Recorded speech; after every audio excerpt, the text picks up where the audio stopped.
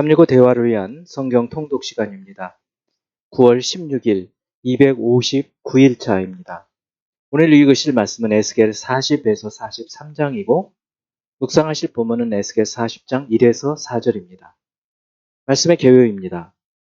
남유다의 멸망 전후에 계시된 하나님 말씀인 에스겔은 1장에서 3장 15절까지 선지자 에스겔의 소명 이야기,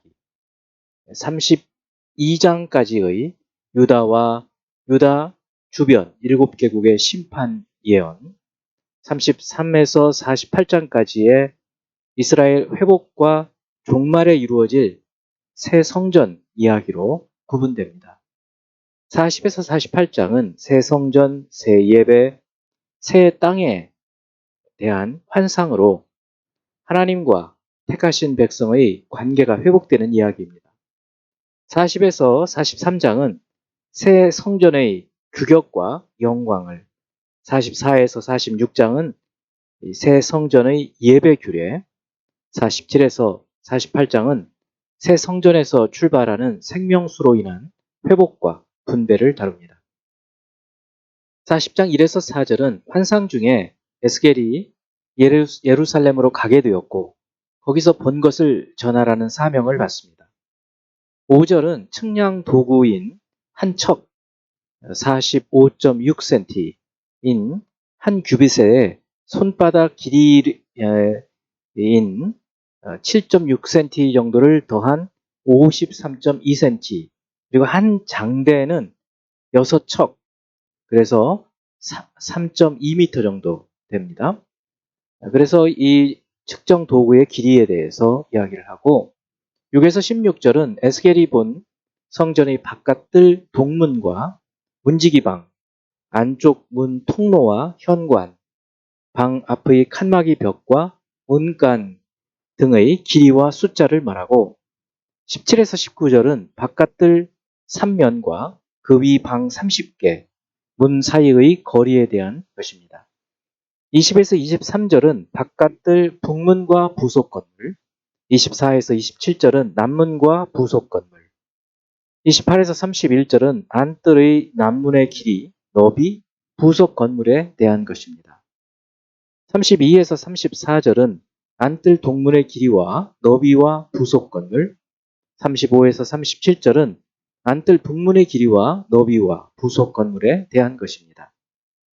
38에서 43절은 안뜰 북문 곁에 번제물 씻는 방, 희생제물을 잡는 상, 도살기구를 놓을 상과 갈고리와 희생제물에 대한 것입니다. 44에서 46절은 안뜰 북문과 남문 곁의 방들에 대한 것이고, 47절은 안뜰의 크기와 제단의 위치, 48에서 49절은 성전 문 현관의 크기에 대한 것입니다. 42장 1, 2절은 성전 본체의 문과 통로의 크기, 3, 4절은 지성소의 문과 내부의 크기, 5에서 7절은 성전 벽 3면의 두께와 3면에 있는 골방의 크기와 개수와 식양, 8에서 11절은 성전 골방 3면 뜰과 골방 문에 대한 것입니다. 12에서 20절은 서쪽 뜰의 건물과 성전 전체 길이와 너비, 부속 건물과 그 모양에 대한 것이고, 21에서 26절은 외전 문설주와 나무 제단과 현관 디딤판과 벽면 모양에 대한 것입니다.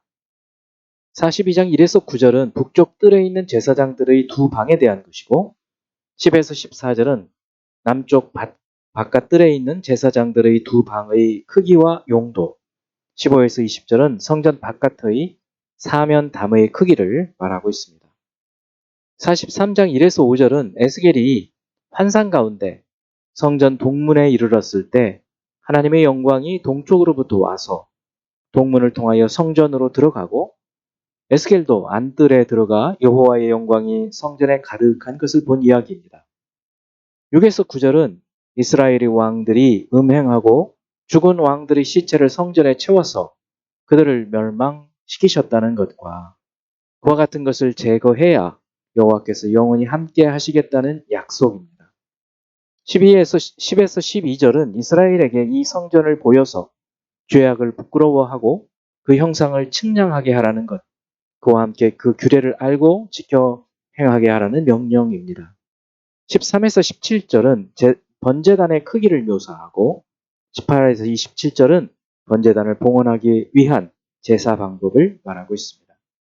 이제 예수 그리스도를 닮아가고자 하는 우리의 목표를 향한 여행을 위해서 질문하고 대답하는 시간을 갖습니다. 첫 번째, 40장 1절.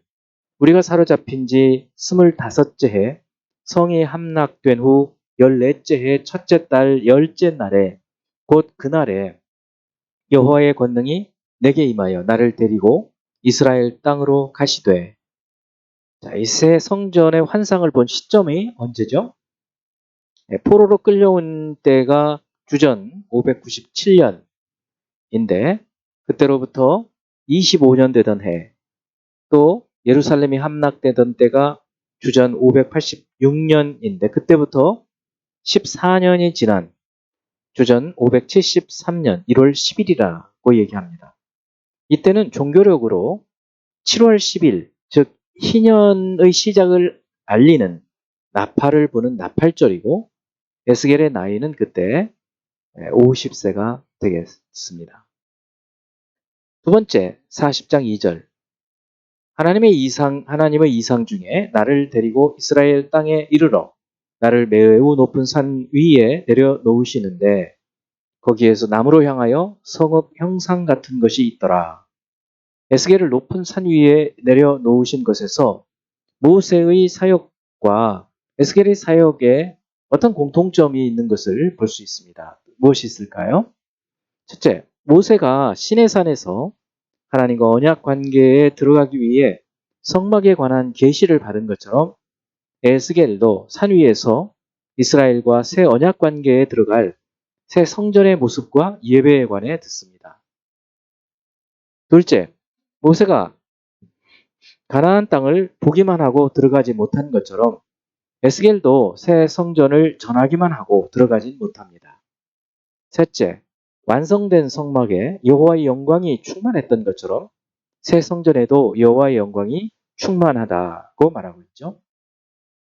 세 번째, 41장 1절. 그가 나를 데리고 성전에 이르러 그 문 벽을 측량하니 이쪽 두께도 6척이요 저쪽 두께도 6척이라. 두께가 그와 같으며. 자, 여기서 측량하는 것은 무엇일까요? 그리고 현재의 도량형으로 한 사람은 어떻게 될까요? 40장에서는 성전 바깥함, 바깥뜰, 안뜰, 각들로 드나드는 문, 그리고 부속 시설의 식양을 다루었어요. 이 41장은 성전 본체의 식양을 다룹니다. 성전 문, 벽의 두께가 무려 3.2m, 그리고 통로의 너비는 5.3m라는 것입니다. 네 번째, 41장 3절. 그가 안으로 들어가서 내전 문 통로의 벽을 측량하니 두께는 2척이요 문 통로가 6척이요 문 통로의 벽의 너비는 각기 7척이며. 자, 내전은 무엇을 가리키고 이 내전으로 들어가는 식양이 어떻게 될까요? 여기서 내전은 지성소를 말하고 성소에서 지성소로 들어가는 문의 통로 벽의 두께가 1m 정도, 통로 길이는 3.2m 정도, 통로 벽의 너비는 3.7m 정도가 되는 것으로 말하고 있죠. 네 번째, 다섯 번째, 42장 1절. 그가 나를 데리고 밖으로 나가 북쪽 뜰로 가서 두 방에 이르니 그 두 방의 하나는 골방 앞뜰을 향하였고 다른 하나는 북쪽 건물을 향하였는데 이 방은 무엇을 위한 방일까요? 40장은 성전 바깥담에서 그에 연결된 부속 건물과 안뜰, 41장은 성소와 지성소의 식양, 그렇다면 42장은 성전 본체 좌우의 제사장들의 방, 그리고 성전 바깥 사면의 담의 식양을 다루는 것입니다. 자, 이제 한 구절의 말씀을 묵상하여 교훈으로 삼고 기도하는 시간을 갖습니다. 40장 4절. 그 사람이 내게 이르되 인자야 내가 네게 보이는 그것을 눈으로 보고 귀로 들으며 네 마음에 생각할지어다. 내가 이것을 내게 보이려고 이리로 데리고 왔나니 너는 본 것을 다 이스라엘 족속에게 전할지어다 하더라. 하나님께서 선지자에게 보여주시는 것을 보고 눈으로 보고 귀로 듣고 마음으로 생각하고 그리고 이스라엘 족속에게 전하라고 하십니다. 이와 마찬가지로 하나님의 사역자들은 하나님께서 말씀을 통해서 또 기도 중에 보여주시는 것을 보고 눈으로 보고 귀로 듣고 마음으로 생각하고 하나님의 백성들에게 전해야 될 사명이 있다는 것을 깨닫게 됩니다. 기도하겠습니다. 할렐루야. 하나님을 찬양합니다. 주님의 부르심을 받아 주의 말씀을 증거하게 하는 사역자들에게 주께서 보여주시는 것을 보고 눈으로 보고 귀로 듣고 마음으로 깨달아서 그것을 주의 백성들에게 확실히 보여주고 전해야 할 사명을 감당하는 저희들이 되도록 도와주시옵소서. 예수 그리스도 이름으로 기도합니다. 아멘.